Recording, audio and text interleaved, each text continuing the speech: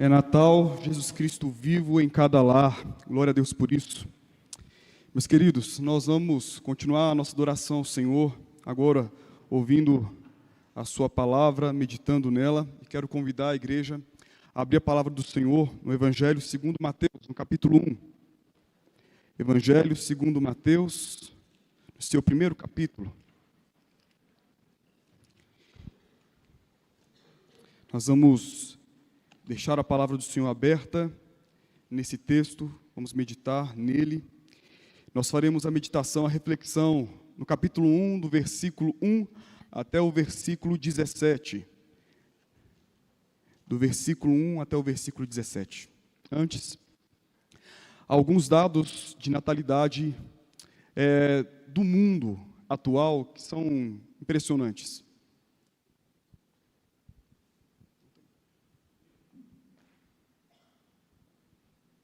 Espera só um minutinho, queridos.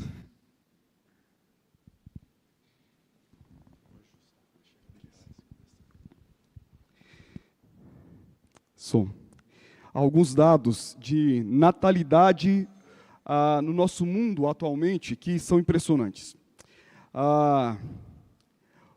O número mostra que por volta de 131 milhões de nascimentos por ano. 360 mil nascimentos por dia, 15 mil nascimentos por hora, 250 nascimentos por minuto e 4 nascimentos a cada segundo. Bebês nascem, vêm ao mundo, crescem, desenvolvem, envelhecem e morrem. Bebês nascem.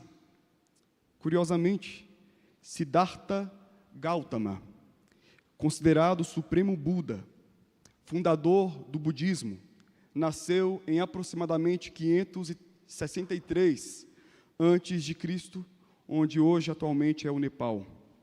Maomé, considerado o último profeta de Alá, fundador do Islão, nasceu aproximadamente 571 d.C., hoje atual a Arábia Saudita. Allan Kardec, considerado um médium e codificador / fundador do Espiritismo, nasceu em 1804, na França. Bebês nascem, vêm ao mundo, crescem, desenvolvem, morrem. A grande questão é que um dia, historicamente, um bebê nasceu. Um bebê nasceu e não foi qualquer nascimento. Não era qualquer bebê. Sobre ele podia afirmar aquilo que nós cantamos em nosso louvor angelical, o hino 240. Nasce a fim de revivermos. Nasce a fim de renascermos.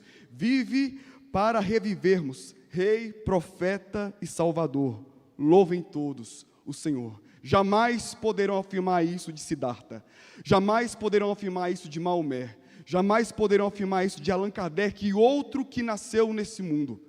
Apenas esse, o bebê de Jerusalém, do povo de Deus, esse bebê, apenas a respeito dele podemos falar, ele nasceu a fim de renascermos, vivermos nele.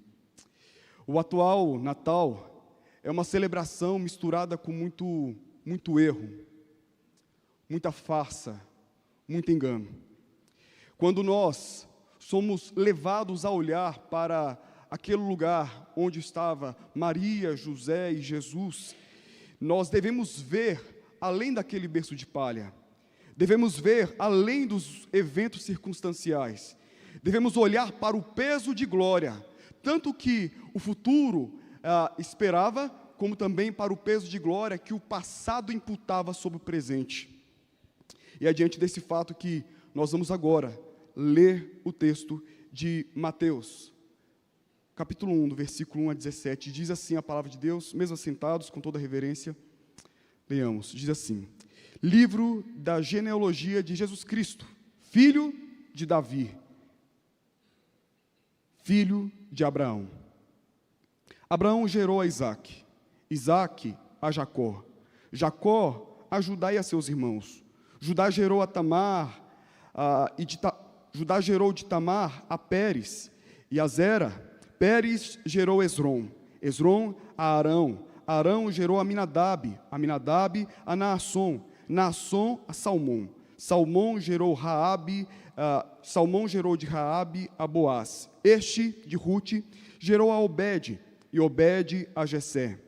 Jessé gerou ao rei Davi, e o rei Davi a Salomão, da que fora mulher de Urias.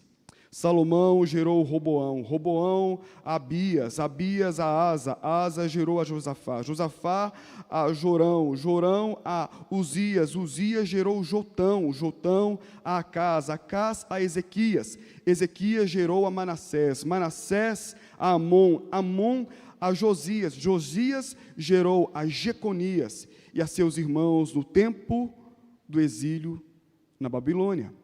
Depois do exílio na Babilônia, Jeconias gerou a Salatiel, Salatiel a Zorobabel, Zorobabel gerou a Abiúde, Abiúde a Eliaquim, Eliaquim a Azor, Azor gerou Zadok, Zadok a Aquim, Aquim a Eliúde, Eliúde gerou a Eleazar, Eleazar a Matã, Matã a Jacó, e Jacó gerou a José, marido de Maria, da qual nasceu Jesus, que se chama o Cristo, de sorte que todas as gerações, desde Abraão até Davi, são 14, desde Davi até ao exílio na Babilônia, 14, e desde o exílio na Babilônia até Cristo, 14. Feche seus olhos, vamos orar mais uma vez.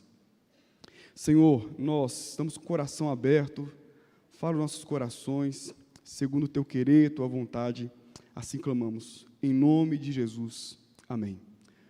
O Evangelho, segundo Mateus, o primeiro, ele trata e ele retrata Jesus como rei.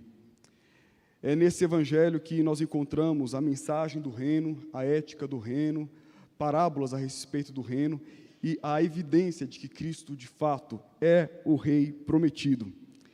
E Mateus mostra para a gente que Jesus veio para transformar a nossa realidade.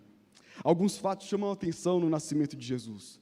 O anúncio do anjo a Maria, também a José, a concepção divina de Jesus, a estrebaria, a estrela, os pastores, os visitantes do Oriente. A história de Jesus é fascinante. A história de Jesus é fascinante, é incrível. Mas o que há por trás desses eventos circunstanciais? Nessa noite nós vamos ver o nascimento de Jesus, nos revela as promessas, a graça superabundante e a soberania de Deus.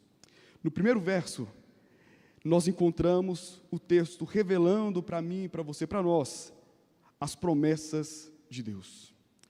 O texto diz assim: livro da genealogia de Jesus Cristo, filho de Davi, filho de Abraão.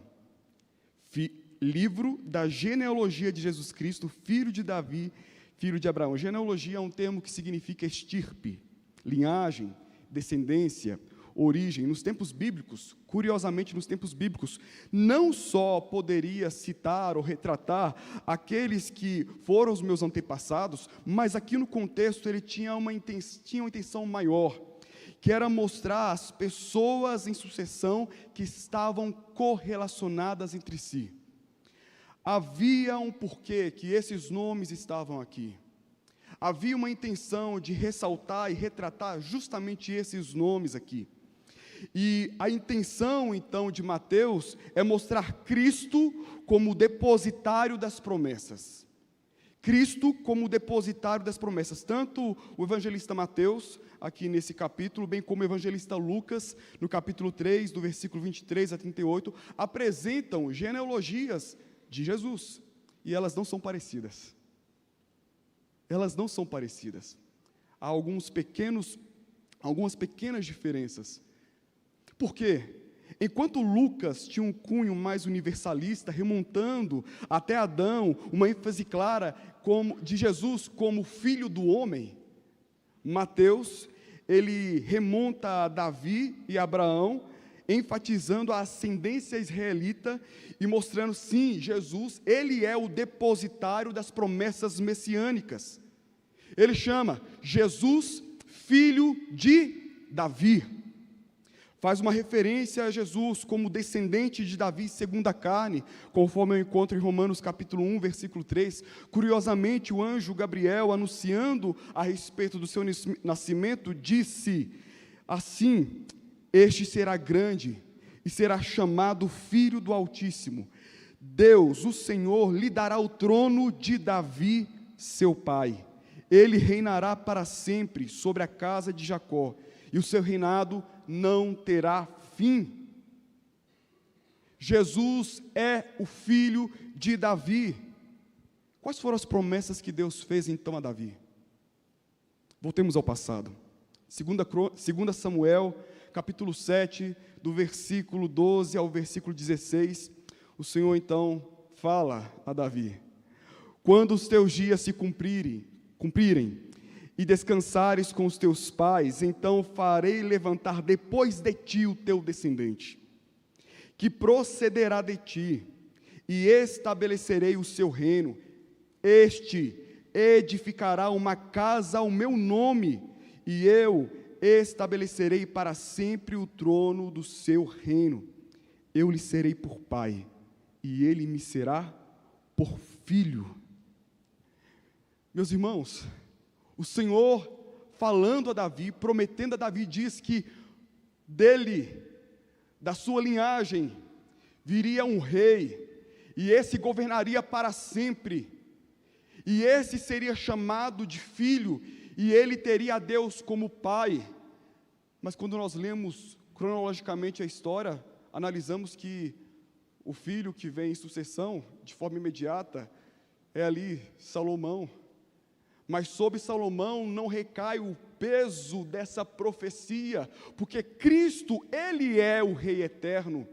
Cristo, ele é o Filho unigênito de Deus. A promessa de Deus para Davi era que o filho de Davi herdaria o trono, seria um rei. A promessa era que o filho de Davi teria um domínio eterno. A promessa era que o filho de Davi gozaria de uma relação íntima, profunda com Deus, sendo tratado como um verdadeiro filho. E que o filho de Davi assentaria no trono de justiça. Tudo isso se concretiza em Jesus. Jesus, ele é o depositário das promessas messiânicas quanto a um reino, um rei, a busca pela justiça, segurança, prosperidade e paz. Se você está procurando um trono, se você está procurando por um rei, se você procura por segurança, estabilidade e paz, eu quero te falar, o trono que você precisa olhar é para o trono que está nas alturas, porque ele está ocupado, e quem está sentado nele é Jesus, o filho de Davi. E a promessa, ou melhor, a palavra continua mostrando que o nascimento de Jesus revela a promessa de Deus, porque além de ser chamado filho de Davi, ele também é chamado de filho de Abraão. Filho de Abraão. Abraão foi reconhecido como pai da fé, Romanos 4:11, o grande patriarca do povo de Israel. Abraão foi chamado de o amigo de Deus, Tiago capítulo 2, versículo 21. Há um teólogo, Waltker, ele fala algo interessante a respeito de Abraão. Ele fala o seguinte: o seu chamamento é uma apresentação do programa salvífico de Deus. Quando Deus se aproxima de Abraão, quando Deus chama Abraão, Deus está apresentando a Abraão, e consequentemente, para todos nós, Deus está apresentando o plano salvífico. O plano salvífico. Quais foram as promessas de Deus a Abraão? Voltemos ao tempo, Gênesis capítulo 12, versículo 1 e versículo 2. Sai da tua terra, da tua parentela e da casa de teu pai, e vai para a terra que te mostrarei. De ti farei uma grande nação, e te abençoarei, e te engrandecerei o nome, se tu uma bênção. Deus promete terra, Deus promete uma semente, Deus promete abençoar todas as famílias da terra por meio da família de Abraão. O tempo passa, nasce Jesus, chamado filho de Abraão. Jesus, como depositário das promessas de Deus, feitas de Deus para Abraão, ele é o descendente de Abraão, maior que ele. Ele é o descendente de Abraão que abençoa todas as famílias da terra. Ele é o descendente de Abraão que tem poder e autoridade para governar céus, terra, e ele nos prepara um lugar. Ele disse: subirei e vou preparar-vos um lugar, e voltarei. Nós temos uma terra, nós temos um lar. Jesus, nele se concretiza todas as promessas feitas ao rei Davi, feitas ao grande patriarca Abraão. Cristo, atenção, Cristo valida todo o Antigo Testamento. Cristo valida todo o Antigo Testamento. Toda a Escritura fala de Cristo. Toda a Escritura aponta para Cristo. Toda a Escritura vivencia e experimenta aquilo que falava-se a respeito de Cristo. Sem Cristo, a Torá será mais um livro religioso. Sem Cristo, as profecias são apenas devaneios. Sem Cristo, Abraão e Davi são apenas referências de promessas vazias. Sem Cristo, Abraão e Davi serão apenas referências de promessas vazias. Ao ler Isaías na sinagoga, Jesus afirmou, Lucas capítulo 4, 21, hoje se cumpriu a escritura que acabais de ouvir. Aos fariseus que recusavam crer nele em seu relato, Jesus disse, João 5, 39, examinais as escrituras, porque julgais ter nelas a vida eterna, e são elas mesmas que testificam de mim. A Escritura, a palavra de Deus, mostra que todas as promessas de Deus se encontram em Jesus. O nascimento de Jesus é um atestado universal que a promessa de Deus jamais falhará. Deus promete o que cumpre. Deus promete o que cumpre. O nascimento de Jesus é um atestado universal. Cristo, a semente da mulher, prometida ali em Gênesis 15, 3,15.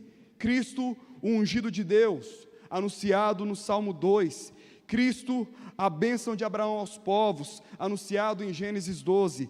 Cristo, o profeta superior, anunciado em Deuteronômio capítulo 18. A ele ouvir. Cristo, o Rei eterno, anunciado em 2 Samuel capítulo 7, Cristo, o portador das boas novas de paz, anunciado pelo profeta Isaías capítulo 61, Cristo, o bom pastor, anunciado por Ezequiel capítulo 34, Cristo, o sumo sacerdote, anunciado em Levíticos.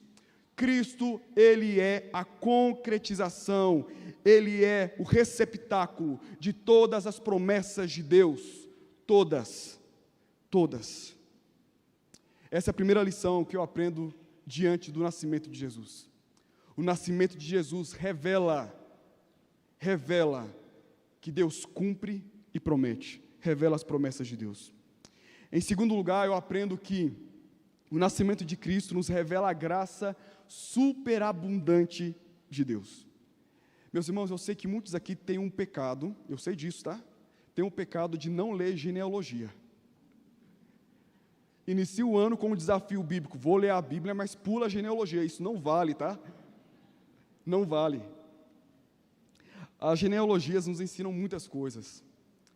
Obviamente, não faz parte do nosso contexto cultural, fazer, escrever genealogias. Isso é muito apropriado da cultura do povo de Deus e também dos povos do Oriente Médio Próximo.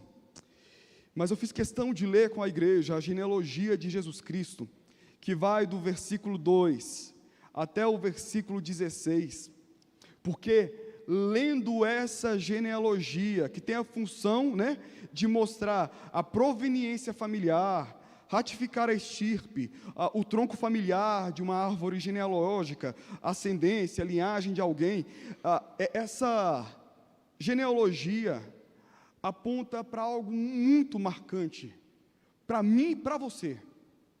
Para mim e para você. Jesus poderia afirmar, né? Eu imagino, só que ele não fez isso. Jesus poderia, adolescente, afirmar: olha, eu sou filho de Abraão, falando isso na escola lá, sou filho de Davi, apontando para essa linha genealógica, apontando para essa estirpe, como algo de grande glória e exaltação. Eis o ponto: não há ninguém que se salve no tronco familiar de Jesus. Isto é, os melhores são os piores pecadores. Não há ninguém que se salve no tronco familiar de Jesus. Mas Abraão e Davi. Esse primeiro foi aquele que mentiu, teve um filho com a escrava e cometeu outros pecados. Necessita da graça assim como eu e você necessita. E Davi, esse segundo, adulterou, matou, não pastoreou a própria família e teve tantos outros pecados. Necessita da graça assim como eu e você. Perceba, a degradação sempre perseguiu esse povo. Eu disse degradação. A degradação sempre perseguiu aquele povo. A corrupção era praticamente o seu estado natural. A destruição sempre os alcançava. Perigos externos e internos sempre buscavam colocar em extinção o povo de Deus.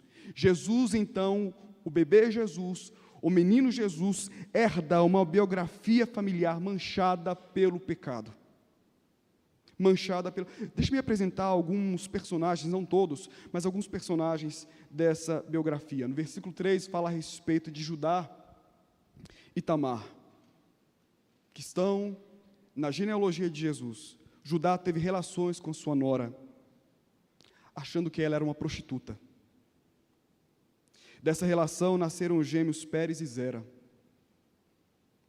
Olha quem está na genealogia de Jesus. No versículo 5 fala a respeito de Salmão, gerou de Raabe a Boaz. Nós sabemos, Raabe, uma meretriz cananeia. Essa mulher foi salva, pois creu no Deus de Israel. Mas seu passado de promiscuidade, e além de tudo, ela não fazia parte, até então, da linhagem do povo de Deus. Fala a respeito de, versículo 6, rei Davi gerou, e o texto é bem enfático, o rei Davi gerou a Salomão, da que fora mulher de Urias, fazendo referência, sim, que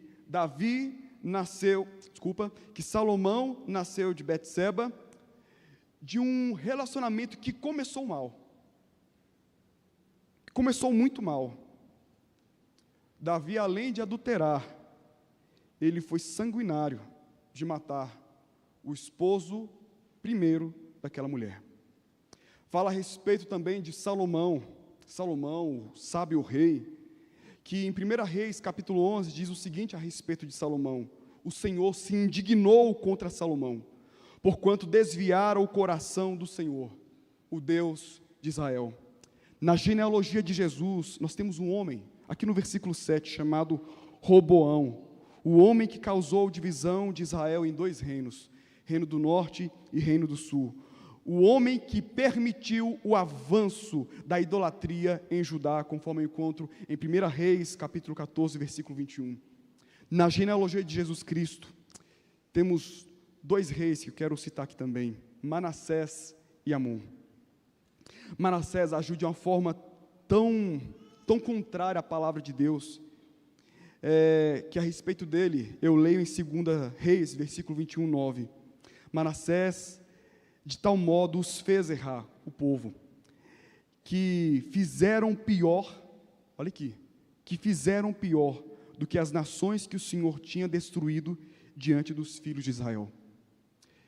Manassés tornou a situação espiritual do povo pior do que os povos pagãos. Esse homem se encontra na genealogia. Amon, seu filho, andou pelo mesmo caminho do pai. E o texto bíblico de 2 Reis, capítulo 21, versículo 22, diz o seguinte, que seguiu o caminho da idolatria, que foi abandonado por Deus. Ele não apenas abandonou o Senhor, como o texto, ele assevera, ele foi abandonado por Deus. Versículo 12 fala a respeito de Jeconias, Joaquim, Zedequias, reis desprezíveis, homens que caminharam conforme sua vontade e contra o Senhor. Só a título de ilustração, esses nomes. Homens e mulheres que tiveram um passado lamentável, mas que fazem parte da genealogia de Jesus. Qual a razão, então, de mostrar esses nomes no tronco familiar de Jesus? O motivo é mostrar o alcance e a extensão da graça de Deus. A graça vem para alcançar esses que estão perdidos. A graça vem para transformar essa situação lamentável e caótica que o pecado causa. A graça vem e transforma essa família que foi antes prometida a Abraão, dizendo, vocês serão bênção na terra, e a graça vem para trazer Jesus no meio dessa família e revelar, sim, eles podem ser bênção, porque a graça de Deus, a despeito de todo esse pecado, a graça de Deus os alcança, meus irmãos, assim é comigo, com você. Qual é a minha estirpe familiar? Qual a sua estirpe familiar? Qual é a sua genealogia? Qual é o seu sobrenome? E o que o seu sobrenome traz como mérito para a sua salvação? Nada. Nada. Ah, meu avô, meu bisavô construiu. Não, isso não adianta. Ah, mas eu estou aqui construindo minha família na casa do Senhor, meus filhos, e eu vou ajudar na construção. Isso não adianta. O que tenho eu na minha estirpe familiar, que me dá o direito de experimentar a graça de Deus? Nada, eu sou um pecador. Nós somos pecadores. O nascimento de Jesus revela algo escancarado. A graça de Deus alcança a mim e a você. Isso é loucura. Essa notícia deveria ficar estampada em todos os noticiários. Jesus salvou a mim. Salvou a você. E ele veio então para mostrar que há esperança para Abraão, há esperança para Davi, há esperança para Israel, há esperança para mim, há esperança para você, porque quando ele entra para fazer o trabalho completo. A graça dele é completa, nos alcança por inteiro, transforma-nos por inteiro. O nascimento de Jesus nos ensina que a graça prevalece sobre a obstinação, o coração duro, a frieza, o adultério espiritual. A graça de Jesus, ela superabunda a nossa circunstância de pecado e em pecado. Por esse motivo, você pode sair daqui com confiança nesse Jesus que nasceu, que veio ao mundo, porque se Ele está em você, na sua casa, Ele sim vai completar a obra que Ele começou. A graça é real em nossas vidas, e nos transformará por completo, até o dia de sua volta. Então o nascimento de Jesus aponta para mim e para você, que a graça de Deus, a superabundante graça de Deus, foi e é real na história da humanidade. A terceira lição que eu aprendo nesse texto, e última, é que a graça de Deus nos revela a soberania de Deus. Versículo 17, olhemos mais uma vez para o texto. Versículo 17 diz assim, de sorte que todas as gerações, desde Abraão até Davi, são 14, desde Davi até ao exílio na Babilônia, 14, e desde o exílio na Babilônia até Cristo, 14. Perceba que existe aqui uma simetria numérica. O evangelista Mateus ele usa essa simetria numérica, e existem muitas especulações por que ele usou assim. Especulações messiânicas, especulações até mesmo escatológicas, eu prometo não vou entrar nisso aqui. Entretanto, importa destacar que esses números aqui, que essa narrativa, esse verso de forma específica, ele retrata a soberania de Deus na ordem ou no plano da salvação do seu povo. Vamos lá, o primeiro período histórico mencionado pelo versículo, é o período de Abraão a Davi. Aqui nós temos o que podemos chamar de história primitiva de Israel. O percorrer do patriarca Abraão ao estabelecimento de um reino sob Davi. Aquela tribo seminômade, familiar, agora se torna uma grande nação. Esse é o primeiro período histórico, ou seja, segundo o texto, as primeiras 14 gerações. Segundo período histórico, de Davi ao exílio. Temos aqui o período monárquico consolidado, as muitas crises acontecendo de forma interna e externa dentro da nação de Israel, até o fim de tudo isso e as deportações, o exílio. Naquela época do exílio, os símbolos de fé daquele povo desapareceram. O templo foi destruído, o tesouro da arca do Senhor foi levado e grande parte do povo deportado. No terceiro período, nós temos o período histórico do exílio a Cristo. Temos aqui um período onde Israel sai daquele exílio, retorna para reconstruir os muros, o templo e busca reerguer-se como nação. A destruição persegue aquele povo. Quando eu leio o Antigo Testamento, por várias vezes eu tenho a impressão que o povo de Deus esteve perto de sua extinção. Aparentemente, a semente da serpente esmagava o povo escolhido. Aparentemente, a semente da serpente conspirava e obtinha temporariamente poder e domínio sobre a semente da mulher. Onde estava Deus em tudo isso? Onde estava Deus quando a semente do povo de Deus quase foi destruída na terra de Gósen, no Egito? Sabe onde estava o Senhor? Estava preparando um homem para libertar o seu povo, esse homem chamado Moisés. Onde estava Deus quando a semente do seu povo quase foi destruída ali no deserto? Ele estava preparando um jovem para conduzir a nova geração na conquista da terra prometida. Seu nome? Josué. Onde estava Deus quando a semente do povo quase foi destruída? Ali no período instável dos juízes. Onde estava o Senhor? Ele estava preparando um profeta para orientar o seu povo. Seu nome? Samuel. Onde estava Deus quando a semente do seu povo quase foi destruída durante o reinado de reis idólatras? Onde estava ele?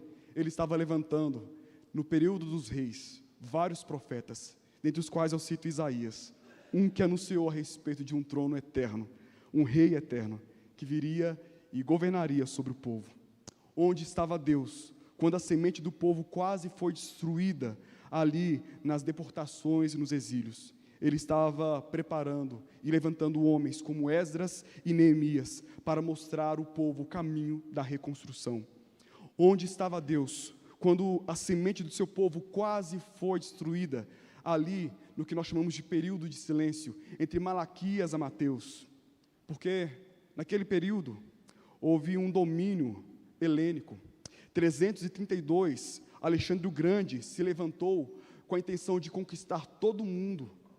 E havia, assim, um tipo de opressão ao povo de Deus. Mais tarde, em 175 a 164 a.C., durante o reinado de Antíoco, ele tentou erradicar a religião e o povo judeu, destruindo cópias da Torá, sacrificando porco no templo de Deus. Onde estava Deus quando seu povo aparentemente estava quase destruído?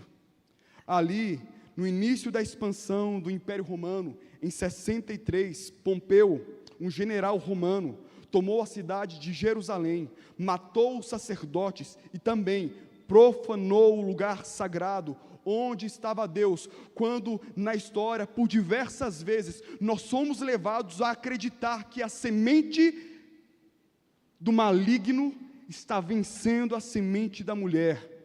Onde estava Deus?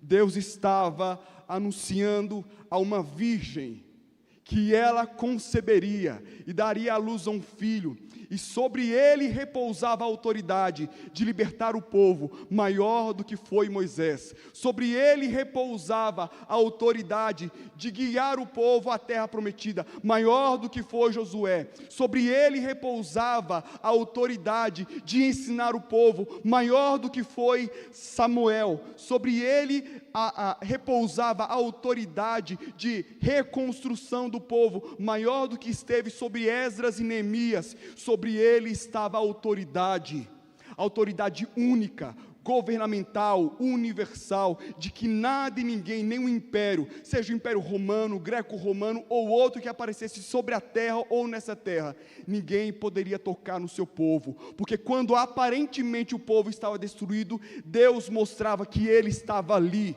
soberanamente, conduzindo a história.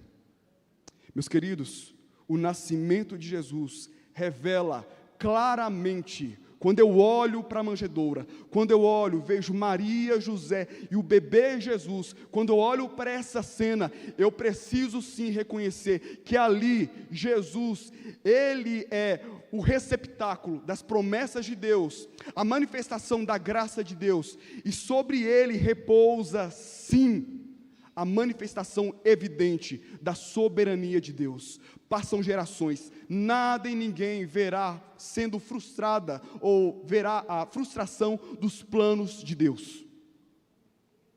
Nada e ninguém. O apóstolo Paulo resume tudo isso em Gálatas, no capítulo 4, versículo 4 ao 6, dizendo: vindo, porém, a plenitude do tempo, Deus enviou o seu Filho, nascido de mulher, nascido sob a lei, para resgatar os que estavam sob a lei, a fim de que recebêssemos a adoção de filhos. Aleluia. O nascimento de Jesus é a prova cabal que Deus é soberano. Há uma citação de um pastor batista, que ele, falando sobre o Natal, ele disse o seguinte: no Natal vemos grande contradição, que reina na vida do homem sem Deus. Ele aplaude o nascimento de alguém que não conhece, brinda um benefício que nunca experimentou, com uma alegria que não existe. Tal é o Natal sem Jesus, uma farsa, um show de representações baratas. É assim com você? Lamento. Não há como esperar que você tenha um feliz Natal, tão pouco ao longo de sua vida, uma só noite de paz, se você não conhece Jesus. Aqueles cânticos tradicionais que cantamos, noite de paz, noite de amor, e tantos outros belos, eles não podem ser realidade na sua vida se você não conhece o Natal, ou melhor, o sentido real do Natal, a saber, Jesus. Porque nele nós encontramos as promessas de Deus, nele nós encontramos a graça de Deus, e nele nós encontramos a soberania de Deus. Sendo assim, é possível louvar, é possível cantar, é possível festejar e celebrar um feliz e um belo Natal. Que Deus nos abençoe.